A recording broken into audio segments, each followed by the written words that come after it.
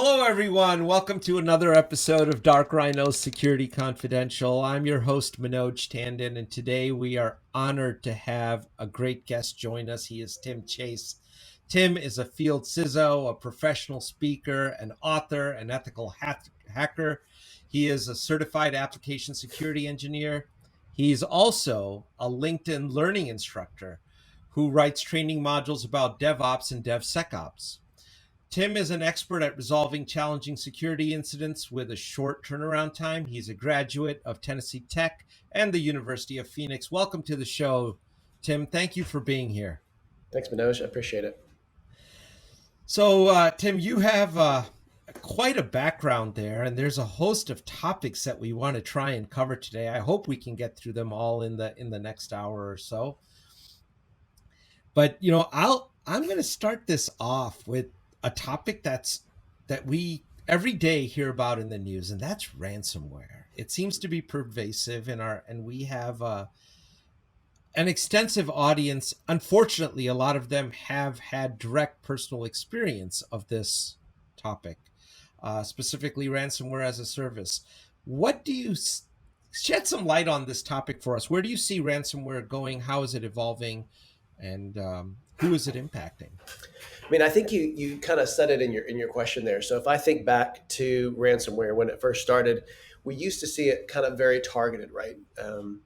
The bad guys out there would find corporations that they wanted to go after. They would find people who had the money, maybe they wanted some of their data, and they would be very targeted. But I think what we're seeing now is we're seeing kind of that shift to ransomware as a service, where you've got someone who builds the actual ransomware themselves, and then they kind of, for a percentage, will give it out to other groups, and then they just get a cut of what they get back. And so, because of how easy it is, I think we're starting to see it be kind of work downstream in the not just the enterprises anymore, but it's working down to the middle tier and the small business, right?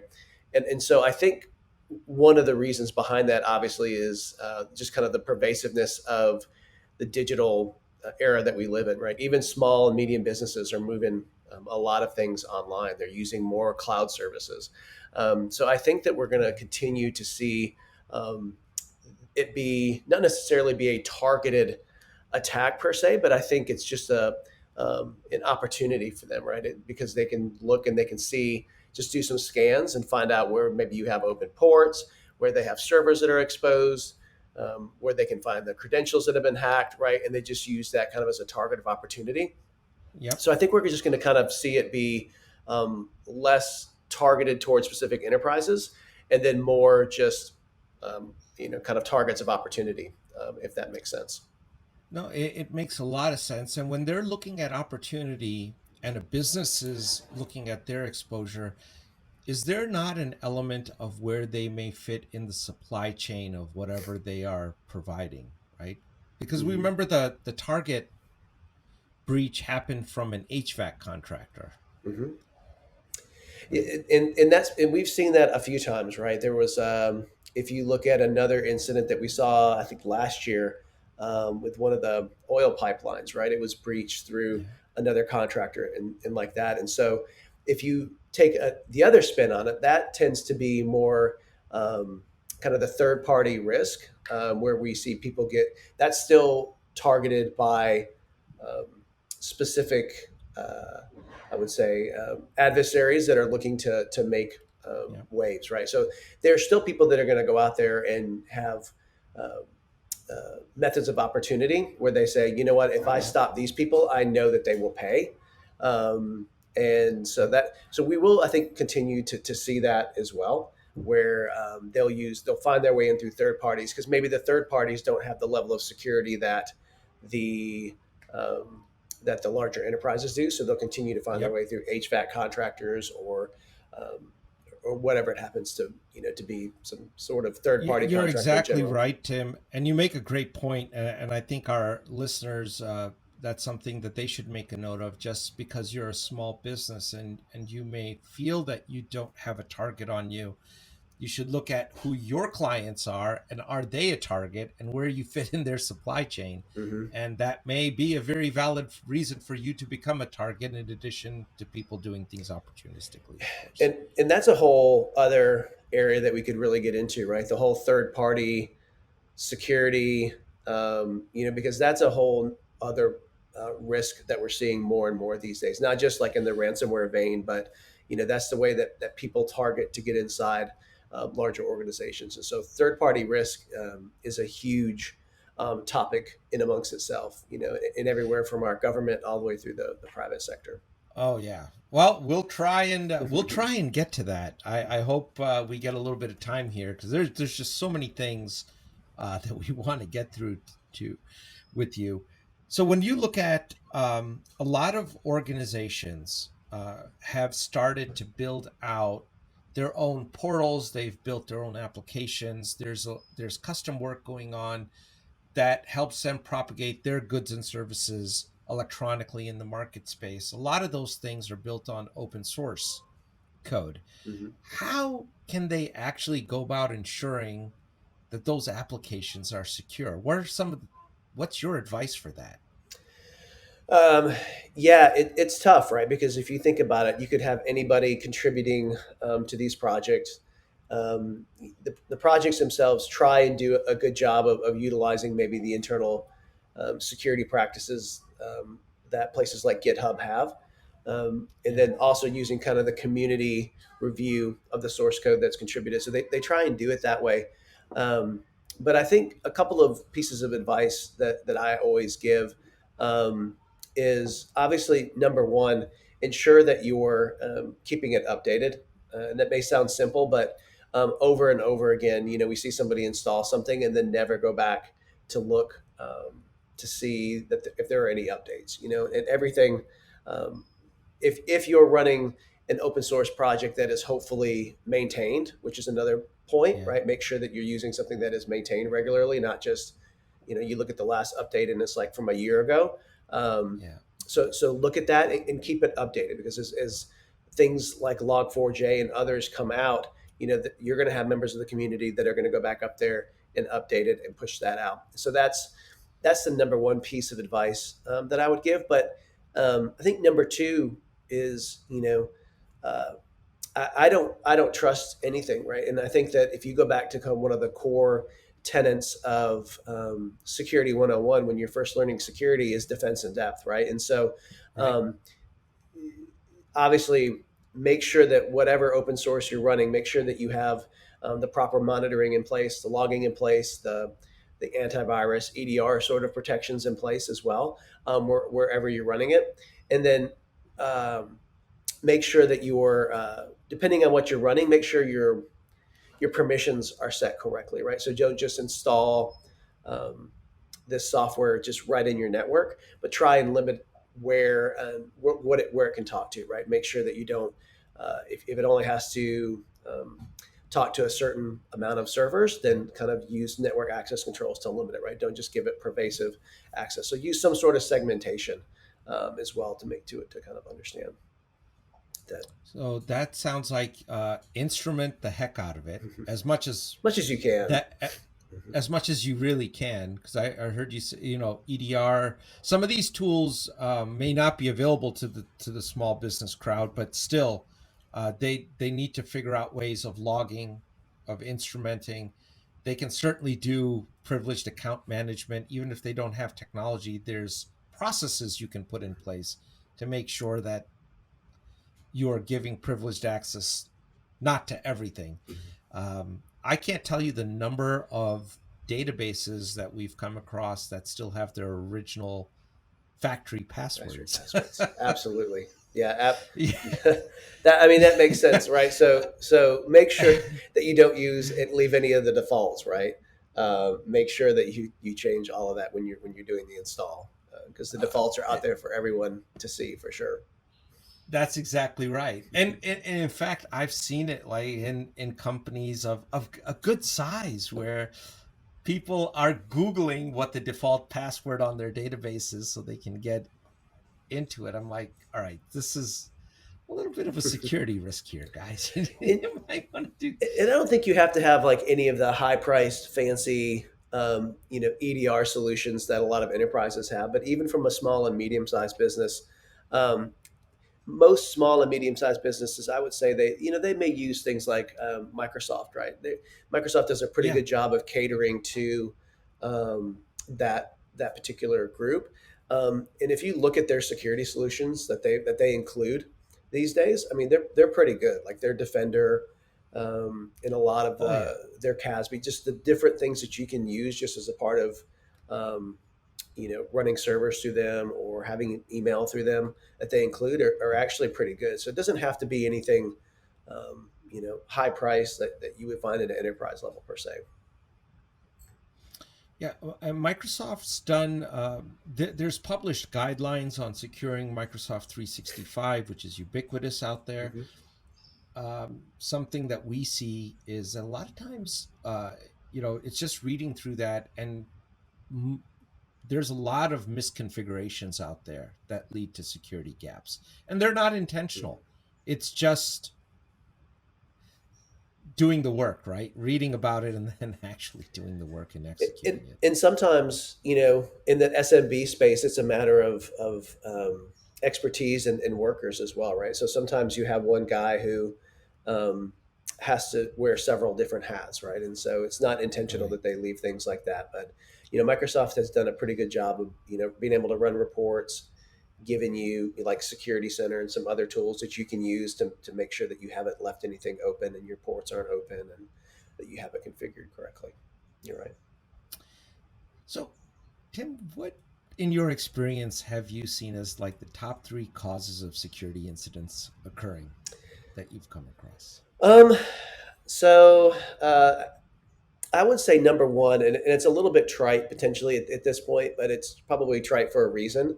I mean, phishing is still a thing, right? I hate to say that it's not, but um, Oh if yeah. you, I was just looking at the news earlier today, and there was a company that, like two of the companies that I've seen that have gotten a lot of venture capital funding have been email security companies, right? And Yep. at first that kind of surprised me because there's a couple of pretty established ones out there, including Microsoft themselves, which has a pretty robust email security solution.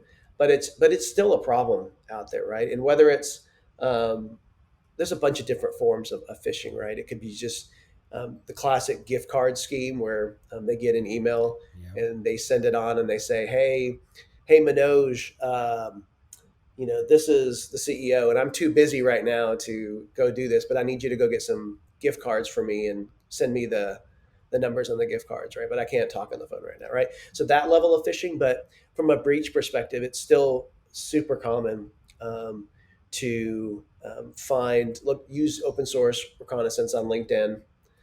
Find the people. Maybe you want to get into their cloud, so you'll find some of the cloud administrators, or maybe you want to get into Office 365, so you'll look Yep. around and find out who could potentially be managing and have access to O365 in a company and try and fish them or get in through HR or something like that, right? So that's still a very common way because typically, um, we alluded to it a little bit earlier, but a lot of times still, once you get into a network, like you're in, there's not a lot like segmentation Right. can be hard. And so that just finding a way in, and then you can kind of pivot from there, right? So I would say phishing um, is one cause. Uh, I put access control as another one because I feel like, Okay. um, especially with especially in the maybe the small and medium sized business where you're wearing multiple hats. Sometimes we don't do a great job of um, we just kind of give everybody access because they need it to do their job, but maybe we never go back Right. and review if they still need the access. Maybe you've grown and their position has changed, or just over provisioning, over permissioning is And, a big deal. and do you see along that note deprovisioning as still being an issue Hmm. that's persistent out there? I do both in the small and the medium sized businesses. I was giving. Um, I was given another webinar the other week, and I have an example that I use in there of a large enterprise of somebody who, in their cloud environment, left and went on to a different job, and then about a year later, all of a sudden, this company's software crashed, right? And what it found out was the guy who had left provisioned a bunch of infrastructure because he still had permissions. He crashed the entire software stack and cost about $1.5 million in damage. Whether he meant to do that or not is Wow. inconsequential, but they had to take him to court and kind of give some of their Oh, money back. So it's very much a problem, and um, that's why I think that. Um, it's very common that, especially when people leave, we don't always go and clean up. That's why things like Okta and single sign-on are really still kind of killing it in the market. But also, it's also a kind of an issue with insider threats, with people kind of being able to get to different areas because maybe their jobs change, and they never get access taken away. Not just if they leave the company. So still a very big problem. yeah, that's we've seen that quite a bit. We've seen that in healthcare where you see a lot of the individual providers in the environment are actually subcontractors in many instances, and a lot of them moonlight at different Mm-hmm. organizations. So their permissions can, I mean, their roles can even actually change during the day, where there may be an employee at one facility, but then may moonlight in the ER at another facility, right? I, And those, it's tough. I'm It's sorry, go tough, ahead. right? And it's not because people are lazy, but it's hard to do, right? It's hard to manage permissions. It's hard to um, uh, provision. When somebody comes on, give them exactly what they need, and then manage the transition of roles. It's just a hard thing that requires resources and software to do.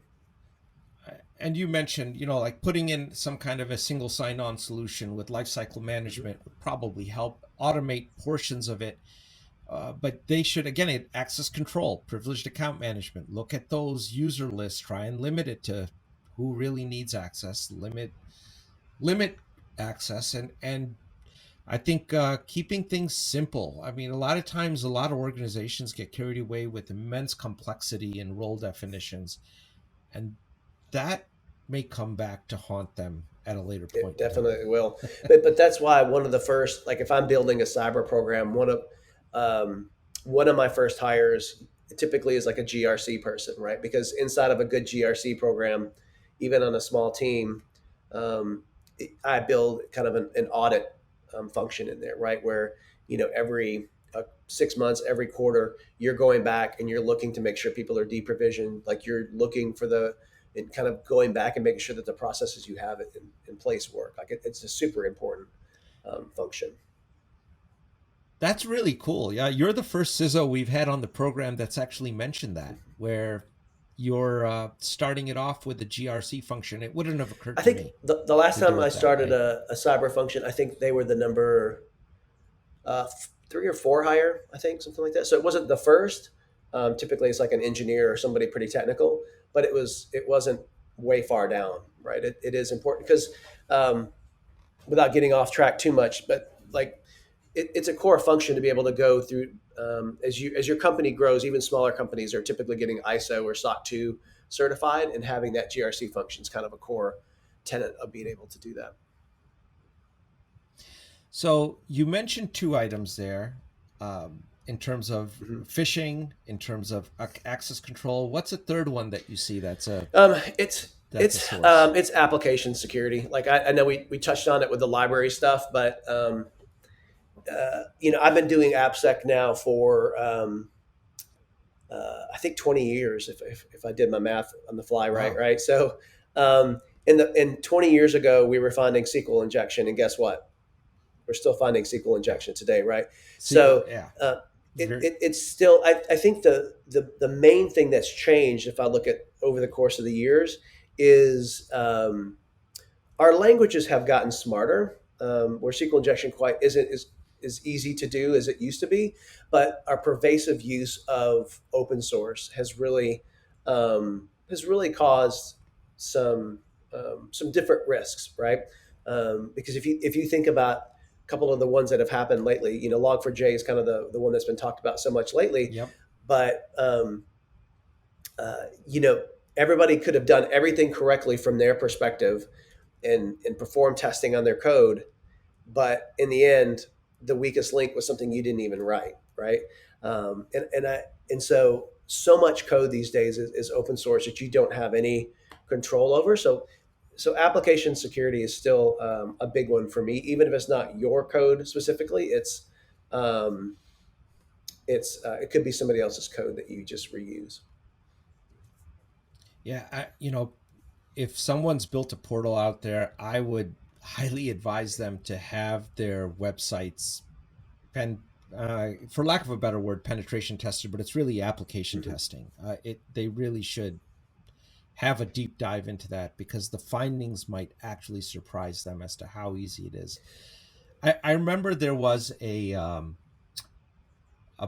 I forget who put it out, but there was a tweet. It was about a fellow in a car, and he had actually put a SQL injection query on the front of his Oh, that's brilliant. bumper, and when he drove past the speed cameras in the UK, it actually Did it worked. really? It, Oh, that's a fantastic it story. did. You got to look at you got to look it up. I was like, wow, I didn't think of that, but that's pretty neat. Yeah, if you look it up, I'm gonna you'll Google that find when we're it. done. It's somewhere out there, but it's an example, right? People should absolutely test the And heck out of their it don't let, like, applications. when I built a couple of things like with my side company in the past, and that was just part of my budget. I had a guy who I know would do it for me on the side, and it should just be part of your budget. And there are ways to do it. If you're, you know, it doesn't have to be a big $100,000 price tag to do a pen test, right? There are pen test as a service companies out there that are very reasonably priced for smaller businesses. You don't have to go for the big names that'll charge you six figures. And that actually leads right into the next topic. When you talk about six figures, big price tags, a lot of small medium businesses, and I'm saying those companies that are around 2,000 Mhm. employees or less, anywhere from 30 to 2,000 people, they get scared. There is an anxiety about the amount of spend that, or perception of about the amount of spend that would be required to build a robust cybersecurity program that does defense in depth. How would you advise that segment of the market to really look at building a program? What would you do for them? Yeah, I mean, I'm a big fan of being pragmatic with a solution. Um, I do cloud security in my day job, and I get this question even quite a bit there. Like, holy crap! Like, where do you start in cloud security, right? And so I tend to just say, start small by understanding kind of the scope of the problem. And so what I have done, and what I would probably advise someone to do, would be to just go through like an open source framework like the NIST CSF, right? Open source framework that you can Yep. download, and just go through and kind of do an audit of yourself, right? You first. And you don't have to be a cybersecurity expert to do this.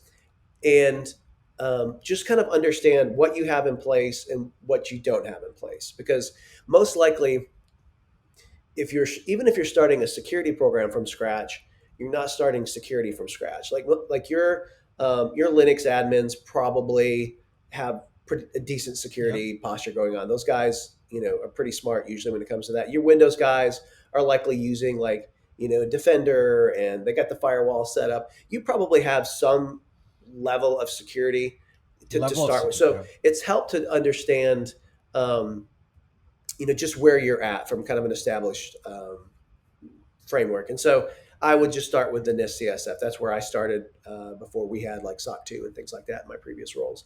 And then once you kind of have that filled out to kind of understand where your gaps are, then I would start to look at like, where's my biggest risk, right? So is my biggest risk um, my data? Like if I'm maybe a small healthcare company, but I've got some patient data or I have some PHI, like that's going to be where you're going to focus your time and money. And how do I take the framework that I just looked at and look to secure that, right? Don't try and secure everything at once, but just kind of take it, find out what's the most important thing for me to secure. Um, if you're a small size business that's in the cloud, where you do have data stored and exposed there, then probably securing your Yeah. cloud is going to be where you're going to start, because that's the most um, that's just the most obvious place. So let me ask you real quick. People who are using things like Box or Mhm. OneDrive or Dropbox for general storage, how secure are those environments? I think by their nature they are secure, but it goes back to the access control, right? Um, so because a lot of times we will um, share with, if you're sharing internally, then they're fine, but a lot of times we will share externally, and then we don't control who they can share with.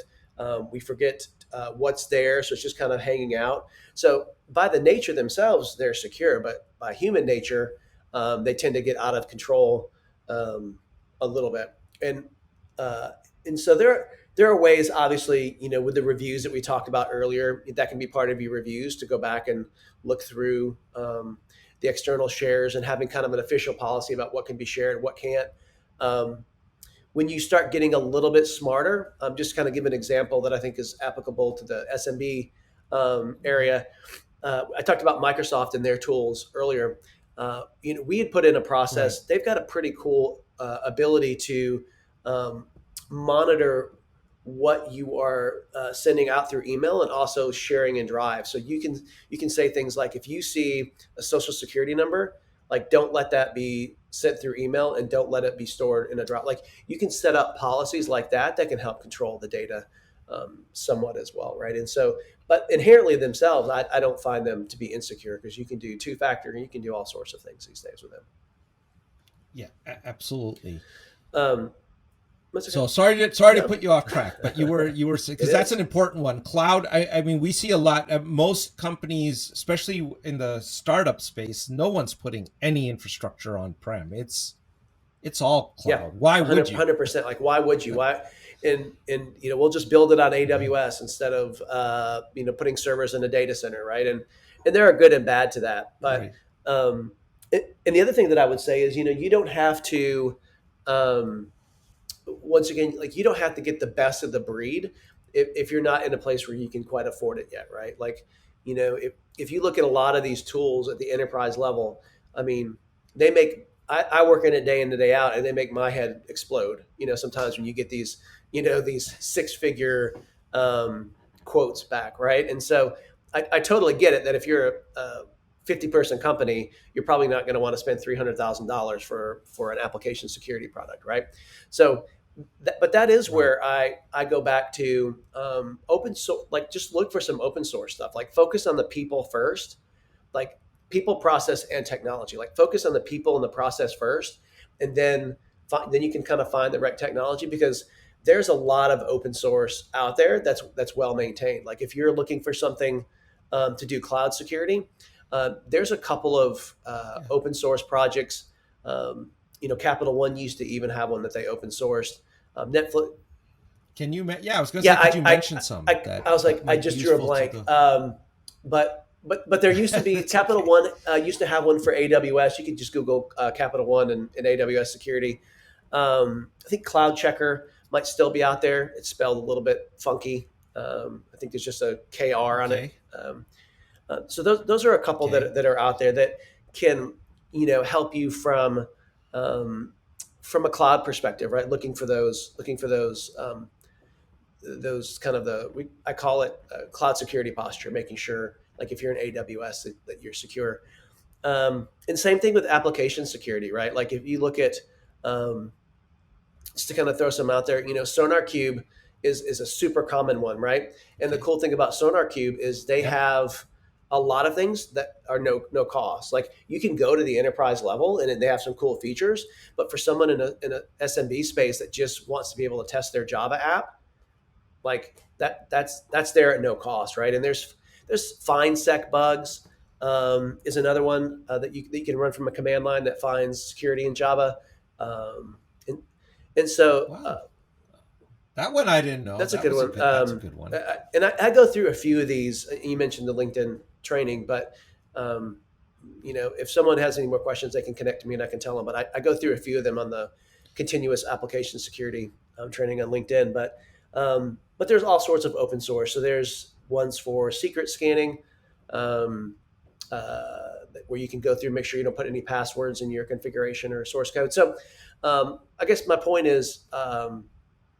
There's even from a GRC perspective, I have one up and running today that I use. It's an open source product called Iramba, which is Okay. ERAMBA, and they have it's open source. You can download it, compile it, build it yourself, or you can actually pay for the. They do have a full fledged enterprise version as well, but for someone who just needs to set up a GRC function to help their auditing, it's free, right? Um, so you don't have to go straight for the most expensive tools to have a good cyber program. It's really to me important to have the right people in place and the right processes in place first. I think that's great advice. There's Gartner has their wonderful magic quadrants, and those products are applicable to a lot of people and do a lot of good things, but at the same time they may not be affordable by everyone. So what you're advising is exactly correct. Look at alternative approaches, open source tools, and thank you for providing some of those very useful tips. I think the audience is going to find them, and we'll put them in the show notes as well, um, so that people can go and link up and take a look Sure. at those technologies. But I want to get back to one thing. You started off with people first, and this is just me personally, it's my opinion that people are the greatest underutilized security asset in a Mhm. company. Right. I think there's a lot of security gaps we could close if we actually educated the people, the end users, and got them involved. A lot of times what happens is they think cybersecurity is some nebulous function. It's a guy in a hoodie in the back room that's doing something. They're not in touch with it. They don't have contextual awareness of the cybersecurity problem. And at other times, a lot of policies get rolled out to them for which they don't even understand why, so they just kind of blow it off. They're like, yeah, okay, whatever. um, You're right. and it's not that it's malicious It is. intent, it's human nature. If you tend to you tend to do things that you understand and that appear logical to you. So how do we make cybersecurity logical to that end user community? I personally, that's a good question. So, um, I think cybersecurity to actually work well as a function has to have the buy-in of everybody around you, right? So you're to me like whenever I would push policies out, I always would bring in the team that was going to be affected or having to do the push out to get their thoughts right. And so like if I'm going to be Okay. pushing out a new antivirus solution to the company, like I would bring in those particular guys, the administrators, and say, "Hey, here's what we're going to do. We're gonna do this because of the false positive rate in the previous one is not great. This is a new way of doing things. What do you think? How can we go about doing it, right?" And so, I'm a big believer in just not throwing stuff over the wall, but getting buy-in of everybody that you're going to be working with, right? So it kind of goes back to what you mentioned, the education around it. Um, and so I want to educate kind of everybody that I work with on why we're doing things and why it's important, just so they don't see it as a useless function or a checkbox. Um, that's my general philosophy Right. around it. Yeah, we see a lot of that where some things get implemented and people just don't understand the why, and then they're like, Yeah, maybe we'll follow it, maybe we won't, and that results in a lot of gaps. And they just people, by and large, what we've seen is end users are good people. They will oblige you and do the right thing if they Hmm. understand the why behind it, and that's and I would encourage companies to really have that as part of a good cybersecurity program, is have some end user Yeah, education. You know, you're right. what are A we couple talking of a about? couple of points. I always like to when I'm rolling something out, whether it's application, cloud security, network, whatever. I try and find if it, is there a way to make this easier for the people that are going to be helping me, right? So, for example, when I'm doing just to use application security as an example, when I'm rolling out an application security tool, um, I don't usually go to the developers and say, "Here's the tool you have to use. Go and do it." What I do is I say, all right, let me see how I can get this in the environment that you work in. So if they code like in Visual Studio, because it's a Microsoft shop, then I'm going to make my tool work with Visual Studio so that they can continue to just kind of work in their environment, and I'm not requiring them to do extra work. So finding that's part of the communication is how can I don't want to make their job harder because they always have a bunch of stuff to do, but how can I meet them kind of where they are. And so not only do they understand, but I'm going to make it easy for them to do what I need them to do. And then the second part that you mentioned is training. I'm a big believer in cyber training for everybody. If I'm doing AppSec, like my coders are going to get application security training.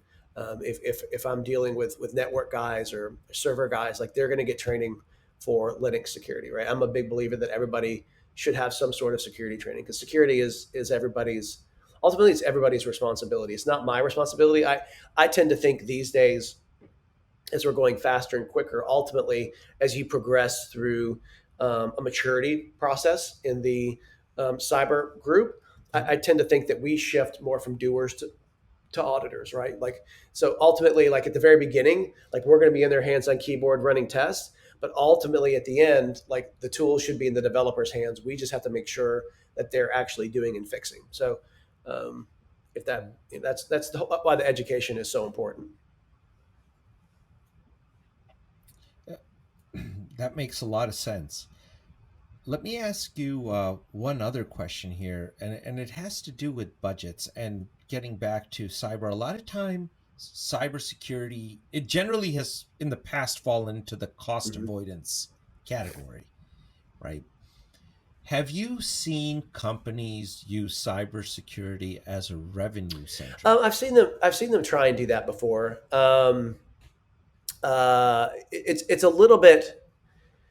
It's a little bit tough. That usually comes in more enterprise level, where you can do the bit like the bill back kind of models and things like that. And in the SMB space, I found it to be a little bit harder. If you're talking about like internal revenue model, um, Well, yeah, and well, I'm thinking like if we implement good security on a e-commerce mhm. platform that a small business may be using it, or where that actually could not only automate. So, like for example, if there was some kind of identity management, whatever it may be, that's for external identities implemented on a company's external platform. That might enable them to then provide cloud based services to that audience. It might enable them to provide information in a secure way, all of which leading to additional sales or additional revenue That's a from good way of looking services at it. potentially. That's what I'm thinking about.